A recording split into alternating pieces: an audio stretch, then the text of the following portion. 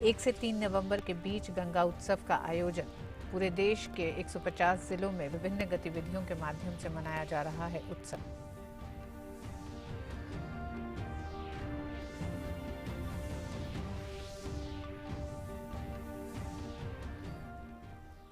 नमस्कार, आप देख रहे हैं डीडी न्यूज। मैं हूं ऋतु वर्मा।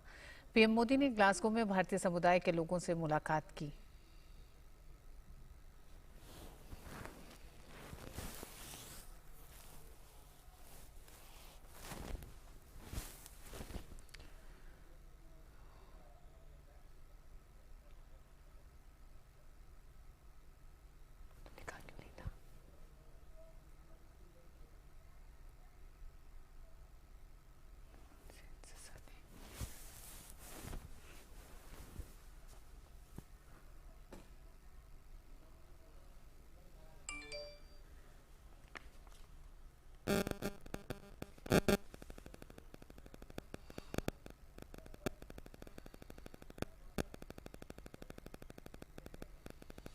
ग्लासगो में प्रधानमंत्री मोदी COP26 सम्मेलन में हिस्सा लेंगे। COP26 शिखर सम्मेलन में 30,000 से अधिक प्रतिनिधि और 100 से अधिक देशों के नेता जलवायु कार्रवाई और वैश्विक चेतावनी पर विचार विमर्श करने के लिए एकत्रित हुए हैं। इसका मकसद पेरिस समझौते को लागू करना और सभी देशों को अपने आने वाले दशकों में नेट जीरो उत्सर्जन लक्ष्यों को प्राप्त करना है। सम्मेलन में पीएम मोदी समेत 120 विभिन्न सरकारों के प्रमुख और राष्ट्र प्रमुख शामिल हो रहे हैं। पीएम मोदी COP26 के अलावा ब्रिटेन के पीएम के साथ द्विपक्षीय वार्ता भी करेंगे।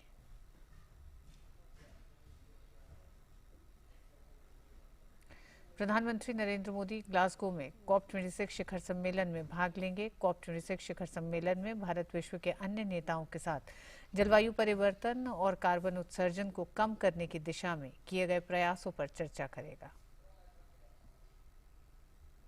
ग्लासगो बहुप्रतीक्षित COP26 शिखर सम्मेलन की मेजबानी कर रहा है। शिखर सम्मेलन में 30,000 से अधिक प्रतिनिधि और 100 से अधिक देशों के नेता जलवायु कार्रवाई और वैश्विक चेतावनी पर विचार विमर्श करने के लिए एकत्रित हो रहे हैं। इसका मकसद पेरिस समझौते को लागू करना और सभी देशों को अपने आने वाले दशकों में नेट जीरो उत्सर्जन लक्ष्यों को प्राप्त करना है। विकसित और विकासशील देशों में दो बहुत अहम मुद्दे हैं जिनको लेके बातचीत होगी। COP26 का जो मुख्य विषय है कि पेरिस एग्रीमेंट में जो हमने रूल बुक तय करी थी उसके नियमों का निर्धारण हो। उसके नियमों के निर्धारण के लिए विषय ये है कि दुनिया में इसके लिए उपचारात्मक उपाय क्या किए जाएं, और अगर इसके लिए उपचारात्मक उपाय करने हैं तो उसके लिए आवश्यक है कि 2009 में दुनिया के विकसित देशों ने जो $100 बिलियन का जो वादा किया था उसको पूरा करना। COP26 सम्मेलन में न्यायपूर्ण, समान और त्वरित जलवायु वित्त पोषण भारत का प्रमुख एजेंडा है।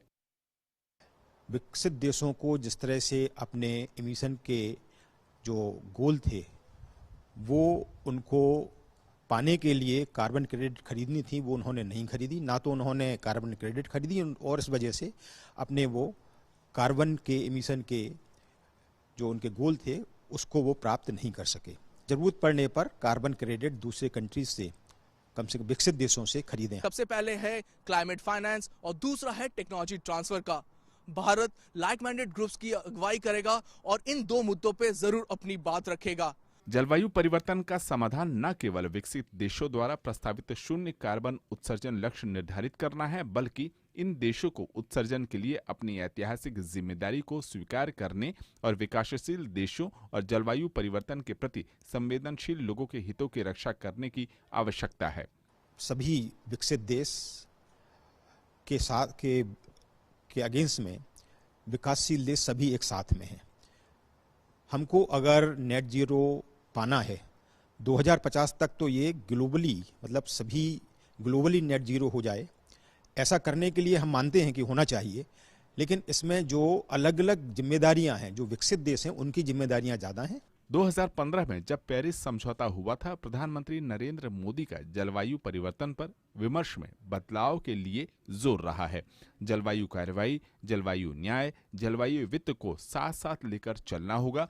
अब ये देखना दिलचस्प होगा कि किस तरह से विकसित देश आगे बढ़ते हैं और अपने वायदों को पूरा करते हैं। कैमरा पर्सन वर्विन जौहर के साथ मैं तापस भट्टाचार्य, दूरदर्शन समाचार, ग्लासगो।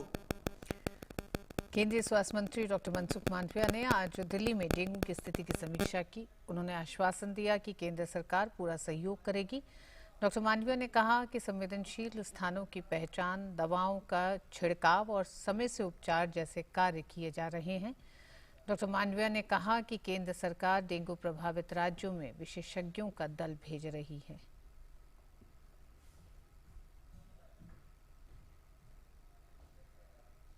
स्वास्थ्य और परिवार कल्याण मंत्रालय के मुताबिक देश भर में पिछले 24 घंटों में कोरोना के 12,000 से ज्यादा मामले दर्ज किए गए।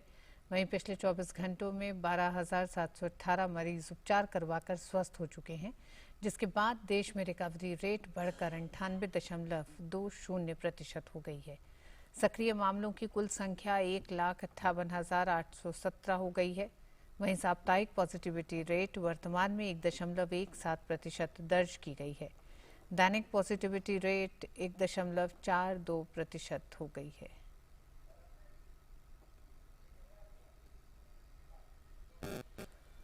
देश में कोविड टीकाकरण अभियान तेज गति से जारी है। देश में अब तक 106,31,00,000 से ज्यादा वैक्सीन की खुराक दी जा चुकी है। कल 12,77,000 से ज्यादा लोगों को वैक्सीन की डोज दी गई।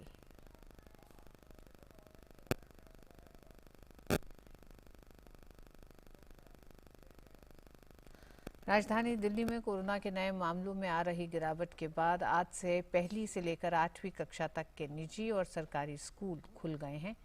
हालांकि स्कूल खुलने के बाद भी ऑनलाइन कक्षाएं जारी रहेंगी। अभिभावकों को स्कूल की ओर से भेजे गए गूगल फॉर्म पर सहमति देनी होगी। पिछले हफ्ते दिल्ली आपदा प्रबंधन प्राधिकरण की ओर से 1 नवंबर से सभी निजी और सरकारी स्कूल खोलने के लिए आदेश जारी किया गया था। डीडीएमए की ओर से जारी आदेश के मुताबिक कक्षाओं में सिर्फ 50% छात्रों को ही बैठने की अनुमति होगी। इसके अलावा अनिवार्य थर्मल स्क्रीनिंग, अलग अलग लंच ब्रेक, बैठने की वैकल्पिक व्यवस्था और नियमित अतिथि आगमन से बचने के दिशा निर्देश हैं। डीडीएमए के मुताबिक कंटेनमेंट जोन में रहने वाले छात्र, शिक्षक और गैर शिक्षण कर्मचारी को स्कूल में नहीं आने दिया जाएगा। इससे पहले सितंबर में कक्षा 9वीं से 12वीं तक के स्कूल खोले गए थे।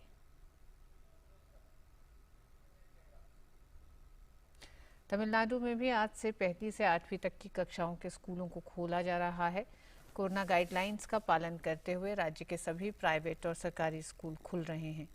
इससे पहले 1 सितंबर से 9वीं से 12वीं कक्षाओं तक के स्कूल खोले गए थे। राज्य में स्कूल खोले जाने को लेकर मुख्यमंत्री एम.के. स्टालिन ने खुशी जताई है।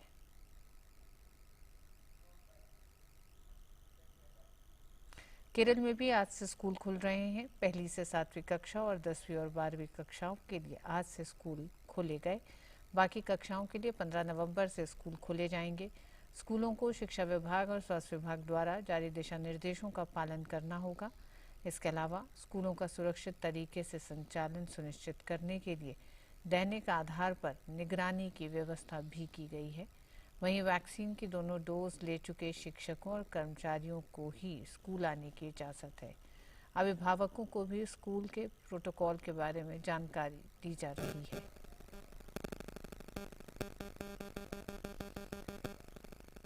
कानपुर में जीका वायरस का प्रकोप बढ़ता जा रहा है। रविवार को चकेरी क्षेत्र में 6 और जीका वायरस से संक्रमित रोगी मिले हैं। इन रोगियों में से 4 महिलाएं हैं। अब तक मिले 10 संक्रमितों में 3 एयरफोर्स कर्मी और 7 सिविलियन हैं। एयरफोर्स कर्मियों के बाद आम लोगों पर जीका के हमले से हड़कंप मच गया है। शहर में अब जीका के कुल 10 रोगी हो गए हैं, जिसके कारण चकेरी क्षेत्र में हाई अलर्ट घोषित कर दिया गया है। रोगियों के बढ़ने के कारण दिल्ली और लखनऊ में भी बेचैनी बढ़ गई है। कंटेनमेंट क्षेत्र के संदिग्धों के सैंपल लेकर केजीएमयू, लखनऊ और पुणे भेजे जा रहे हैं। स्वास्थ्य विभाग की टीमों ने संक्रमित लोगों के संपर्क में आने वालों के भी सैंपल लिए। अब तक 10 मामले जीका के सामने आए हैं पॉजिटिव, और पहले दिन से ही एहतियाती कदम तो सारे ही उठाए जा रहे हैं। सारी निरोधात्मक कार्रवाई की जा रही है। 50-60 टीमें बना के जो सोर्स रिडक्शन की कार्रवाई की जा रही है। 50 टीमें सैंपलिंग के काम में लगी हुई हैं। 70 से 100 टीमें जो है रोज हाउस टू हाउस सर्विलांस का काम कर रही हैं। नगर निगम अपना फॉगिंग करा रहे हैं, साफ सफाई का कार्य कर रहे हैं, सब तरह की निरोधात्मक कार्रवाई कर रही हैं। 3 किलोमीटर का जोन बना के कंटेनमेंट जो उसमें सारी एक्टिविटी सघन रूप से की जा रही है। गंगा को राष्ट्रीय नदी घोषित किए जाने की 13वीं वर्षगांठ के अवसर पर इस वर्ष भी केंद्रीय जल शक्ति मंत्रालय का राष्ट्रीय स्वच्छ गंगा मिशन राष्ट्रीय गंगा उत्सव का आयोजन किया गया। 1 नवंबर से लेकर 3 नवंबर 2021 तक चलने वाले इस कार्यक्रम को कोरोना संकट के चलते वर्चुअल तरीके से किया जा रहा है। कार्यक्रम का उद्देश्य जन भागीदारी को मजबूत बनाना है। लगातार 4 सालों की तरह इस बार भी हाजिर है गंगा उत्सव। 1 नवंबर से 3 नवंबर तक होगी गंगा संरक्षण की बात।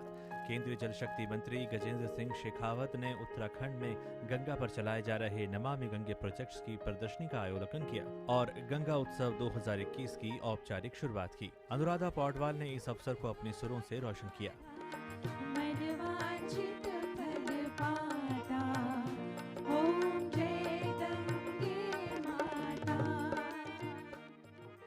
प्रधानमंत्री के आह्वान के बाद गंगा उत्सव 2021 नदी उत्सव का रूप ले चुका है, जहां गंगा सहित तमाम नदियों के किनारे गंगा मशाल पहुंचेगी और नदी संरक्षण की अलग जगाएगी। उत्सव के दौरान ही continuous learning and activity portal यानी क्लैप्स को लॉन्च किया गया। प्रज्ञा तिवारी की गंगा पर कविता संग्रह, गंगा एटलस और गंगा डॉल्फिन से जुड़ी पुस्तकों का लोकार्पण किया गया। 1 घंटे के भीतर गंगा पर सर्वाधिक हस्तलिखित भावनाओं को एक मंच पर अपलोड करने का अनोखा Guinness book of world record भी बनाया गया। केंद्रीय जल शक्ति मंत्री ने कहा कि गंगा से पवित्रता और आस्था का भाव जगता है। देश की आबादी का 40% हिस्सा आजीविका के लिए गंगा पर निर्भर है। गंगा हमारी संस्कृति की पोषक भी है। गंगा के प्रति हमारी प्रतिबद्धताएं हैं। देश में और दुनिया में सभी लोग इस परिवर्तन को स्वीकार करने लगे, लेकिन इस स्वीकार्यता के साथ साथ में इस स्वीकार्यता को निरंतरता प्रदान करने के लिए कि अक्षुण्ण बनी रहे, हमेशा बनी रहे, इसलिए हमारी जिम्मेदारियां और अधिक बढ़ जाती हैं। और तब माननीय प्रधानमंत्री जी का ये मार्गदर्शन कि हम इसे एक जन गंगा के रूप में, एक जन आंदोलन के रूप में बनाएं। और मुझे अत्यंत प्रसन्नता है कि एनएमसी जी ने पिछले कुछ वर्षों में गंगा को सामान्य मानवी के जीवन के साथ में जोड़ना या सामान्य मानवी को गंगा के साथ जोड़ना, इसमें सफलता प्राप्त की है। आज देश में करोड़ों ऐसे लोग हैं जो गंगा के प्रति अपने उत्तरदायित्व का चिंतन करते हैं और उसे अपने जीवन और व्यवहार में लाने का प्रयास भी करते हैं। उन्होंने जोर देते हुए कहा कि नदियों को हमने क्या दिया है, इसका आकलन करने का समय आ गया है। कुंभ में गंगा स्वच्छ दिखी, इसकी गुणवत्ता को निरंतर बनाए रखने के लिए हमारी जिम्मेदारियां बढ़ जाती हैं। आज इस समय में जब पूरी दुनिया में हो रहे सारे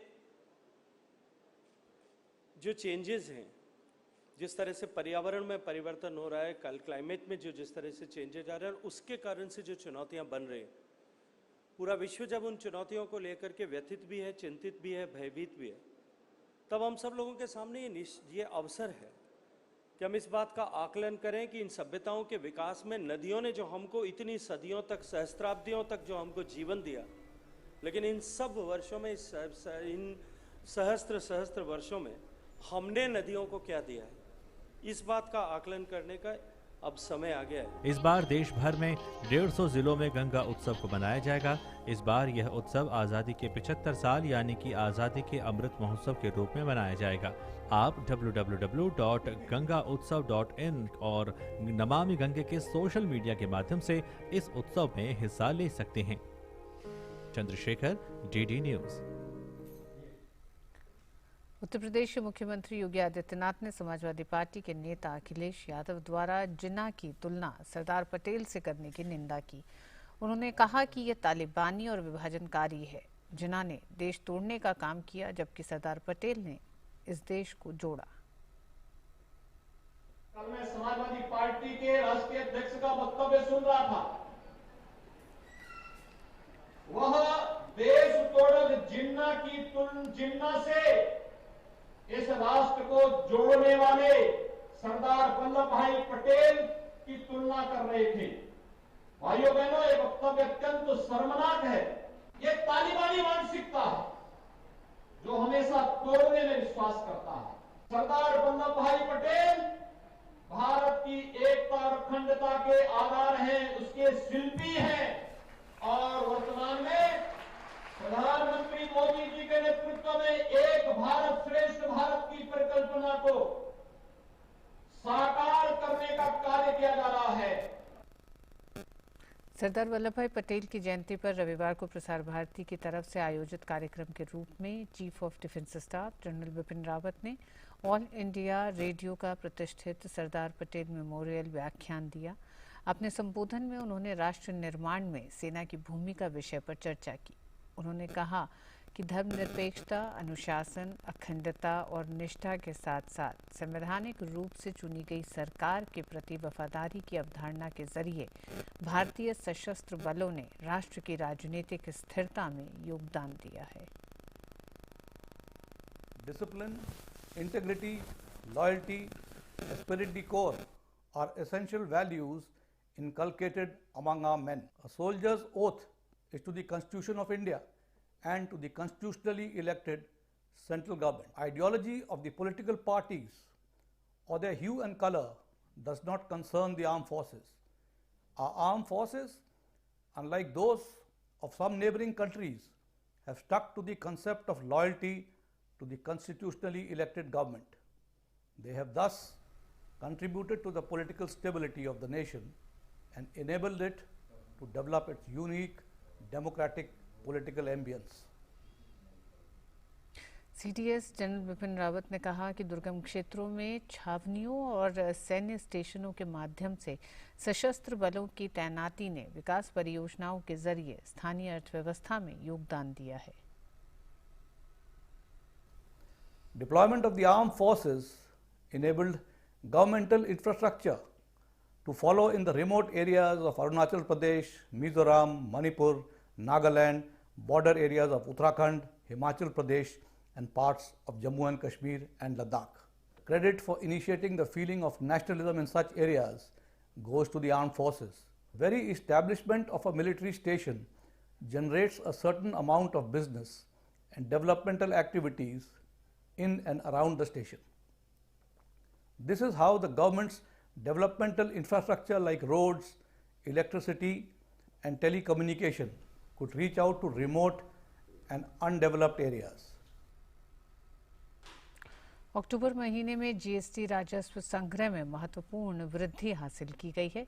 जीएसटी शुरू होने के बाद केवल एक बार इसमें अधिक राजस्व प्राप्त हुआ है। इस महीने 1,30,127 करोड़ रुपए का सकल जीएसटी राजस्व संग्रह हुआ है। ये पिछले वर्ष की इस अवधि से 24% अधिक है। वित्त मंत्रालय ने कहा है कि ये आर्थिक बहाली की प्रवृत्ति के अनुरूप है। आईसीसी टी20 विश्व कप में आज होने वाले मैच में इंग्लैंड का मुकाबला श्रीलंका से होगा। ग्रुप 1 में इंग्लैंड की टीम अपने तीनों मुकाबले जीतकर शीर्ष पर काबिज है। वहीं श्रीलंका 1 जीत और 2 हार के साथ अंक तालिका में चौथे स्थान पर है। इंग्लैंड अपने जीत के सिलसिले को बरकरार रखते हुए आगे बढ़ना चाहेगी, जबकि श्रीलंका सेमीफाइनल की दौड़ में बने रहने के लिए इस मुकाबले में जीत की तलाश करेगी। दोनों टीमों के बीच ये अहम मुकाबला शारजा क्रिकेट स्टेडियम में खेला जाएगा। पाकिस्तान और न्यूजीलैंड से हारने के बाद क्या टीम इंडिया के लिए सेमीफाइनल में पहुंचने के रास्ते बंद हो गए हैं? इसको लेकर भारतीय क्रिकेट प्रेमियों में चर्चा जोरों पर है। ऐसे में आइए हम आपको बताते हैं कि कैसे टीम इंडिया अभी भी आईसीसी टी20 विश्व कप के सेमीफाइनल में पहुंच सकती है। पाकिस्तान और न्यूजीलैंड से करारी हार का मुंह देखने के बाद वैसे तो टीम इंडिया के लिए टी20 विश्व कप के सेमीफाइनल का दरवाजा लगभग बंद हो चला है, लेकिन फिर भी उम्मीद की बेहद धुंधली सी किरण अभी भी जिंदा है, जो अपनी जीत पर तो निर्भर है ही, साथ ही साथ दूसरी टीम के प्रदर्शन पर भी टिकी है। टीम इंडिया ने दोनों मैच गंवाए हैं और वो ग्रुप 2 की अंक तालिका में 5वें नंबर पर है। ऐसे पहुंचेगी team India semifinal. Team India के अब 3 मैच बचे हैं और उसे अफगानिस्तान, स्कॉटलैंड और नामीबिया के खिलाफ खेलना है। टीम इंडिया को इन तीनों ही मुकाबलों को बड़े अंतर से जीतना होगा, तभी उसका नेट रन रेट सही होगा।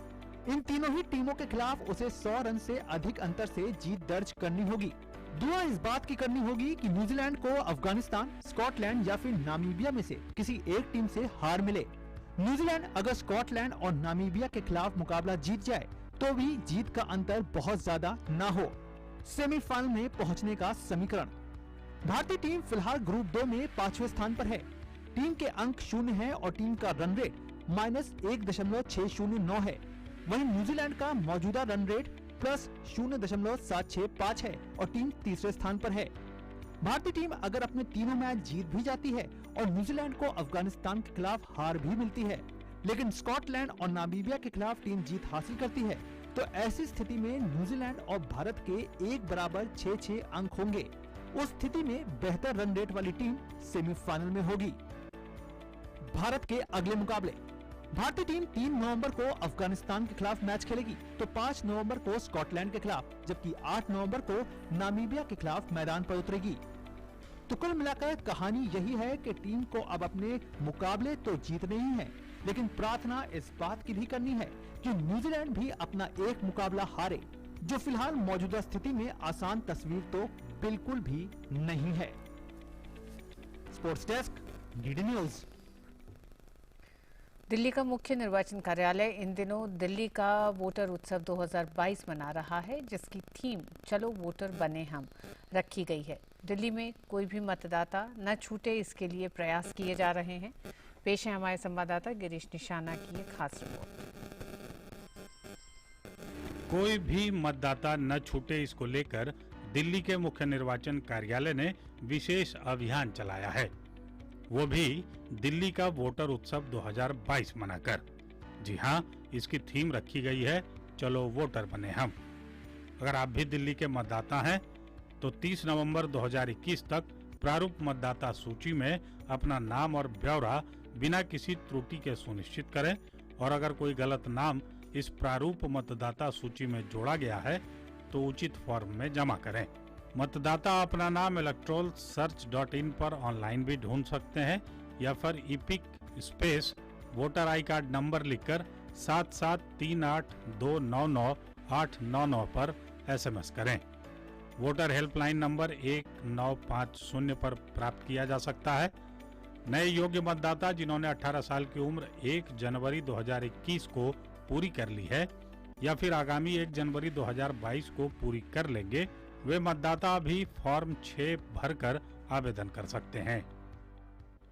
आज से क्वालिफाइंग डेट 1 जनवरी 2022 हो गई है, यानी कि आज से वो सब वोटर जो 1 जनवरी 2021 के बाद 18 साल के हुए हैं या जो 1 जनवरी 2022 तक 18 साल के हो जाएंगे, वो भी अपना नाम जुड़वाने के लिए आवेदन कर सकते हैं फॉर्म 6 भर के। फॉर्म 6 के साथ अपना फ़ोटो और एज प्रूफ और रेजिडेंस प्रूफ लगा दें। तो ये आज से हमारा अभियान शुरू हो गया है। हमने इसको दिल्ली वोटर उत्सव 2022 का नाम दिया है और इसका थीम हमने रखा है चलो वोटर बने हम। जो मतदाता अब इस दुनिया में नहीं रहे, उनके नाम हटवाने के लिए फॉर्म 7 भरा जा सकता है। इसके अलावा किसी भी सुधार और संशोधन के लिए फॉर्म 8 भरें।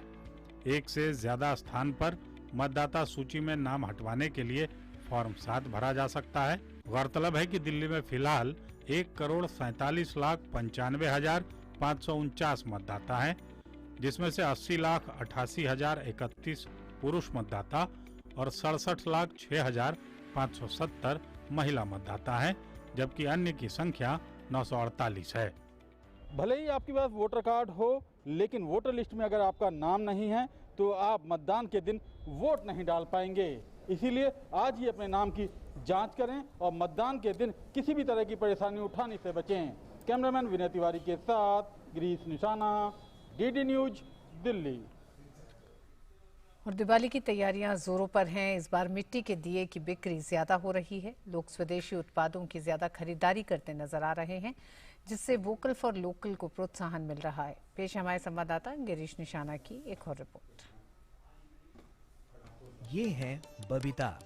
उम्र 28 साल हो चुकी है और पिछले 10 सालों से देश की राजधानी दिल्ली में दिए को और भी ज्यादा आकर्षक बनाकर बेचती हैं।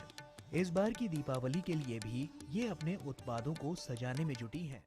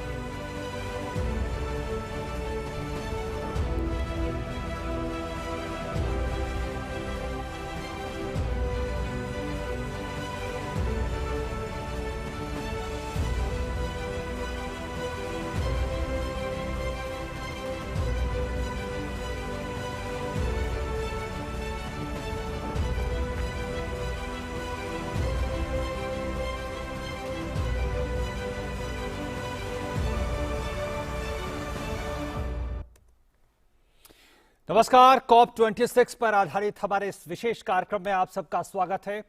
अब से थोड़ी ही देर बाद जलवायु परिवर्तन पर संयुक्त राष्ट्र के रूपरेखा समझौते के लिए पक्षकारों के 26वें शिखर सम्मेलन स्कॉटलैंड के ग्लासगो में कॉप 26 की शुरुआत होने वाली है। पूरी दुनिया की नजरें इस समझौते पर लगी हैं, इस सम्मेलन पर लगी है। प्रधानमंत्री नरेंद्र मोदी यूरोप दौरे के अपने दूसरे पड़ाव में इटली से ग्लासगो पहुंच चुके हैं। सम्मेलन में पीएम मोदी समेत 120 विभिन्न सरकारों के प्रमुख और राष्ट्र प्रमुख शामिल हो रहे हैं। अब तक ज्यादातर ध्यान कार्बन उत्सर्जन में कटौती की आकांक्षा पर केंद्रित है, जिसे प्रत्येक देश वार्ता में उठाता रहा है। लेकिन वार्ता का एक अन्य लक्ष्य विकासशील देशों के लिए तथाकथित जलवायु वित्त पोषण का भी ये उभर कर ये मुद्दा सामने आ रहा है। भारत तमाम मंचों पर इस मुद्दे पर अपनी बातें रखता रहा है और उसका नारा भी रहा है क्लाइमेट जस्टिस का, यानी जलवायु न्याय का, यानी जो ज्यादा जिम्मेदार है उसे पहले और बड़े कदम उठाने चाहिए। फिलहाल इन तमाम मुद्दों पे हम बात करेंगे और क्या कुछ रहता है ओपनिंग सेरेमनी में, ये भी सीधी तस्वीरें आपको ग्लासगो से हम पहुंचाएंगे। फिलहाल पीएम मोदी ने ग्लासगो में भारतीय समुदाय के लोगों से मुलाकात की। प्रधानमंत्री ने जलवायु का संरक्षण करने वाले अन्वेषकों से भी मुलाकात की है।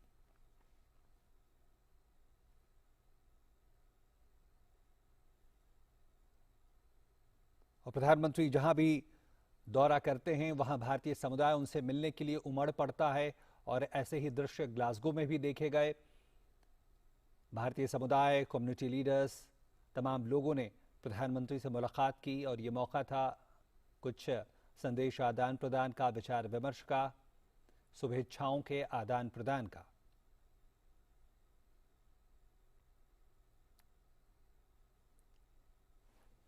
और उससे थोड़ी देर बाद ही ग्लासगो में कॉप 26 सम्मेलन, शिखर सम्मेलन की शुरुआत होने वाली है और ये वो मौका होगा जब जलवायु परिवर्तन से जुड़े लक्ष्यों को लेकर